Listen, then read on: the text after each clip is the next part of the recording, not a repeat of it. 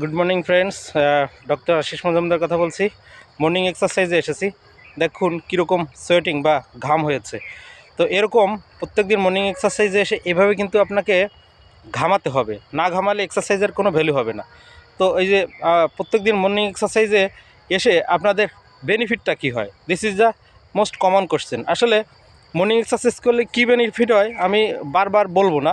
আপনি একটা মাস আপনি রেগুলার প্রত্যেক দিন 1 ঘন্টা করে এক্সারসাইজ করবেন আর ফলাফল নিজের চোখেই দেখবেন। যদি না পান তখন আমাকে বলবেন। পিছনে দেখেন কি সুন্দর ন্যাচারাল প্রকৃতি, দেখেছেন? একটা গাছে প্রচুর পাখি আছে, ওই যে দেখতে পাচ্ছেন, ওই যে পুরো ফল খাচ্ছে ওখানে। আমি ওখানে যাচ্ছি, একটু ভিডিও করতেছি। দেখেন, আপনি যদি সকালে আসেন এগুলো কিন্তু আপনার নিজের চোখেই দেখতে পাবেন। এই যে দেখুন এখানে একটা গাছে কি পরিমাণ, এই যে উড়ে গেল, দেখছেন? এই যে দেখেছেন, এই প্রকৃতির সাথে এদের কি সুন্দর নিবিড় সম্পর্ক।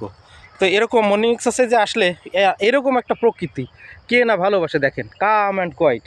তো এখানে আসি মূলত আমরা নিজেদের শুধু স্বার্থে না, আমরা কিন্তু এই পুরো পরিবেশটাকে, এই পুরো মানে প্রকৃতিটাকে বাঁচিয়ে রাখার জন্য আমরা যে তাল গাছ লাগিয়েছি, তারপরে লাগিয়েছি, এখানে অনেক ফলের গাছও লাগানো আছে। আর এই পাখিগুলো এই ফলগুলো খেয়ে ওরা যে কী খুশি হয় মানে বলার মতো না।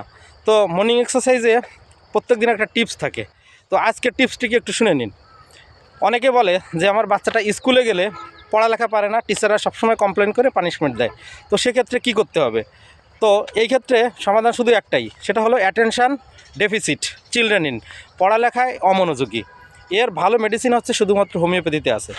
Not as a homeopathic physician আমি শুধু বলবো যে এটা আপনারা সমস্ত নেট বই ঘাটাঘাটি করে দেখেন অ্যালোপ্যাথির কোনো ওষুধ আছে কি না, এই আপনার অ্যাটেনশন ডেফিসিট কমে গেলে কোনো মেডিসিন আছে কি না, নেই। অর্থাৎ হোমিওপ্যাথিতে এত সুন্দর সুন্দর রেমেডিজ আছে।